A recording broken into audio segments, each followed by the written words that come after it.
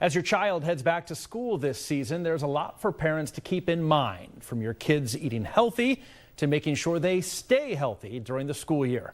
Joining us with what families need to know is our pediatrician, Dr. John Cox. Hi, Dr. Cox. Hey, how are you doing? I'm doing well. As kids head back to school, mine go back tomorrow. Yeah. Are there certain vaccines they should be getting? The normal ones that are mandatory for schools, your 7th grade shots, there's a tetanus pertussis booster and a meningitis vaccine. Those are your mandatory vaccines. And then in the upcoming months, the flu shot will be available for those people who have asthma or underlying lung diseases or are susceptible to any other illnesses or around sick grandparents or sick family members. Those things are available to people, and those will be available in the upcoming months. Right. You mentioned the flu shot. Do you expect to see maybe more parents opting for those nasal flu vaccines or flu mist for kids as an alternative? Yeah, they had those out in the past. We've used those, and then they went back to the inactivated forms. Usually those flu mists are live vaccines, so you're getting a little bit of that virus so your body can recognize it and fight it off. And the shots are an inactivated form where you're not going to get sick from that. The way I describe it to my parents a lot of times is an inactivated vaccine is like a police sketch artist drawing a picture of the bad guy, and a live vaccine is somebody taking a Polaroid of the bad guy. So your body's immune system knows how to recognize it a little bit better and fight it off sooner. Are there advantages to either? Sometimes people who have some underlying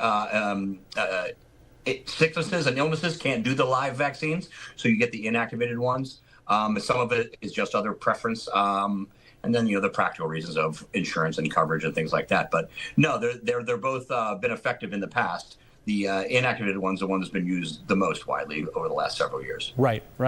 We've seen a lot of fad diets and TikTok trends where parents are having their kids eat a certain way, like the carnivore diet. Is this something that's okay for kids to do, or is this maybe not a good way for them to get the nutrients they need as they develop and grow? Sure. Some of the fat. Now, number one, meats and things like that are an important part of your diet. But I think moderation is always the key, and variety is always the key. Some of the TikTok fads, they're doing this for kids that are like 6 and 8 and 10 months old. Those kids can't handle textures, and calories is sleep and growth. And as a pediatrician, that's exactly what I want for my parents, is that kid to grow and the parents to sleep.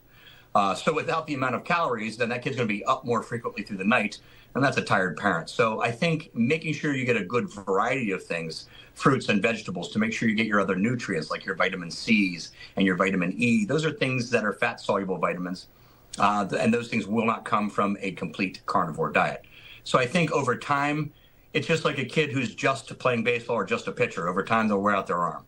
I think variety is the key, and I think talking to your pediatrician or your doctor, sometimes you get better advice than maybe a TikTok video. So I've got a couple of athletes in my family, just like a lot of parents do, 13 and 11. At what point do I need to start introducing nutrition into, their athletics and being a part of all of that and what they eat?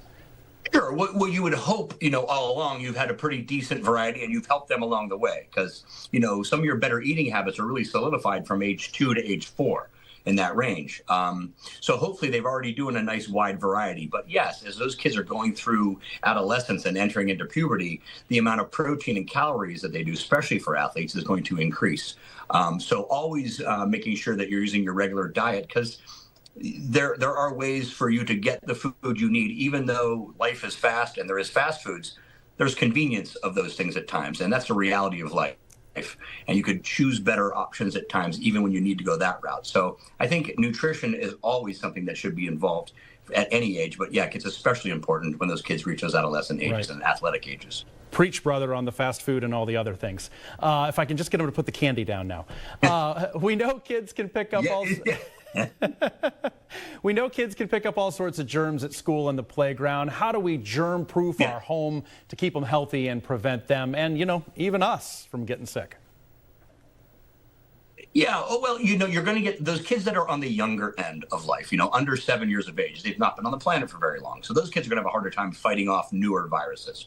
So good hand washing techniques, coughing into your arm, making sure you're using tissues and not your hands to wipe your nose, things like that. Those are going to be the ways to prevent illnesses. Helping kids try to stop biting their nails if they do that, because that's just hands touching that hands directly into mouth, which makes that kid sick.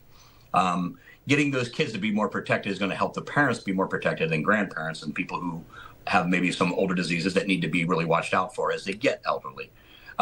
So it's really always prevention. Everything in pediatrics is prevention. I want people to walk around the huge hole rather than fall into it, and I got to pull you out of it. So trying to prevent all these things is always the key, but good rest, good nutrition, making sure that you're taking care of yourself in those senses can keep you at a healthier place, and therefore you'll be healthier throughout the cold and flu season. And I know a lot of school nurses will love me saying this: if you're sick, keep them home. Don't send them to school.